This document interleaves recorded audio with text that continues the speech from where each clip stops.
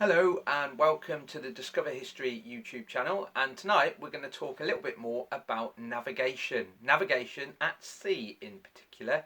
Now, we've almost done 100 videos since lockdown started. When we started these videos, we've almost done 100 videos. Quite an amazing feat if you ask me. One video per day, that's what we said at the beginning, and we're still going one video per day. Now, if you go back through our videos, there's been two or three that's been on the theme of Mayflower 400. So just to recap, we, like a lot of places in Britain, are linked to America, and in particular the sailing of the Mayflower back in 1620. Now, we've done quite a bit of work with Mayflower 400 for Worcester and also for Worcestershire, and that's because Edward Winslow, one of the leading characters aboard the Mayflower, one of the leading Pilgrim Fathers, was actually born in Droitwich, just up the road from where we are, and went to King's School. He was educated at the King's School, went on to be a printer, an apprentice printer, and then on to a full-blown printer, and then got linked with these people that went from Britain initially over to Holland, and then from Holland back to Britain, and then over to America. And one of the most fascinating bits of the story that I find absolutely amazing has to be how they navigated from one place to another without modern GPS or modern naval navigational methods, basically. Now, we did do a video all about the ship's compass, because I do own a ship's compass, a binnacle compass that moves around. I also mentioned in there the lodestone, which was used for remagnetising the needle to ensure that it points magnetic north every single time. And then we also took a look at what was known as the sound, or also referred to as the lead line, and that was relating to depth gauging, and it was thrown into the sea and you could tell how deep the water was, which was so important so as to not run aground. Now, tonight I've got another navigational aid for you, and it's usually referred to as the ship's log. It's sometimes called the chip log, and it's also called the ship's reel, or the log reel. And it is this amazing piece of engineering just of here, and this was used for checking the speed the ship was doing at the time, and it's quite a clever device really. On a regular basis, the ship's crew would take this out of its store, usually in the navigation chest, along with all the other important things that must not get lost.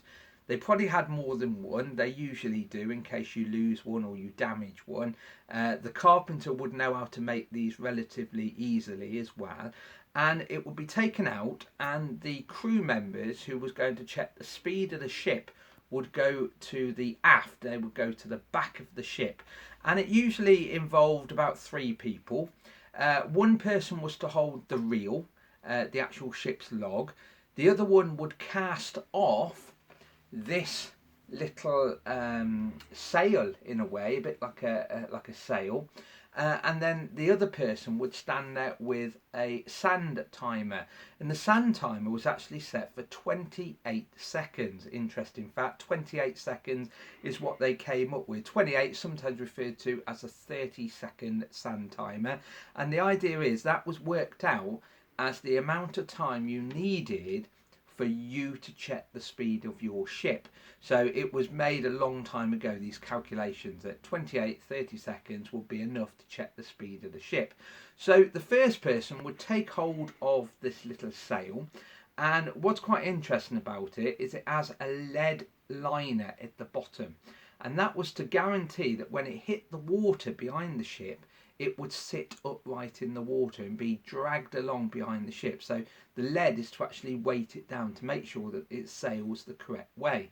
There is also a little peg at the top, and this is placed in to start with, and then at some point, to allow it to be dragged back on board the ship, the person that throws it over has to pull the cord, which will then pull this out. And the idea then is it will cause the ship's log, this little sail, to fold flat, and would allow it to rest or sail across the waves to be dragged in easier. If not, you'll be pulling a lot of resistance against the water there. So the first person takes this weighted log, ship's log or sail, whatever you want to call it really, and he casts it over the back of the ship. So if you can imagine the arm of this chair is the back of the ship, it will be cast over the back there, and straight away the man with the sand timer would turn it over and ensure that 28 to 30 seconds would be counted whilst this is in the sea behind, which then means the third person.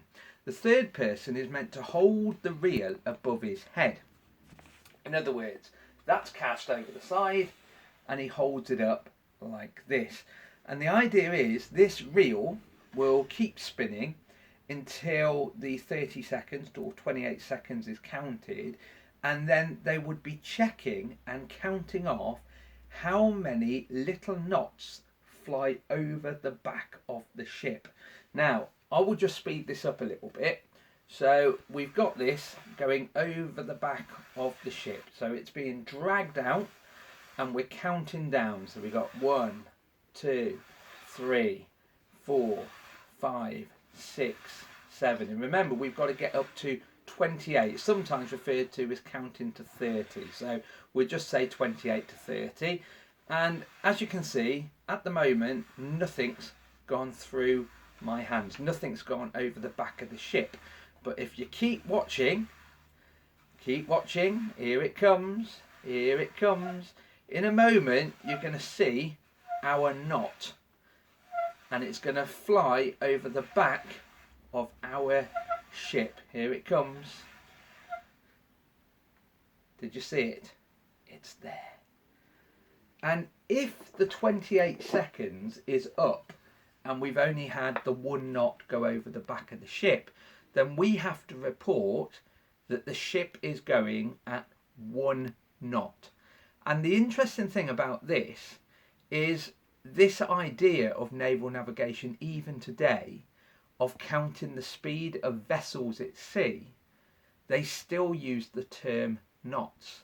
So if you hear a ship running at 3 knots, it basically means, in theory, 3 knots has gone over the back of the ship in 28 to 30 seconds.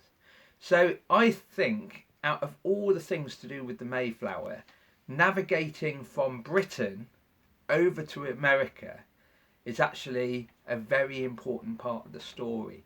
Yes, it's important that people like Edward Winslow made pacts with the native people over there. Yes, it's really important that they created a ton of peace treaties that were over there, and they settled there and began trading there peacefully. This is all important, but I think the actual getting to America is a story in its own right, and I have always been fascinated with old navigational instruments. So far you've seen our ship's compass, very important, not the only thing you'd have on your ship, you'd have several of these compasses. You've seen the lead line or the sound, you've seen that one to check the depth, and now you've seen the ship's log or the ship's reel or the ship's log line, whatever you want to call it really, but this is for speed. So we've got direction, we've got depth, we've now got the speed of the ship. There are many other instruments I'm going to show you in the run-up to our great celebration of Mayflower 400. Anyway, on that note, make sure you send us your suggestions of future videos. Would you like to see Helen do some cookery again? Definitely comment if that's what you would like. We plan on doing a craft at the weekend, so keep a lookout for that one as well. But please do keep letting us know, either on here, Facebook, Twitter or Instagram. On that note, stay safe and we'll see you soon. Bye bye.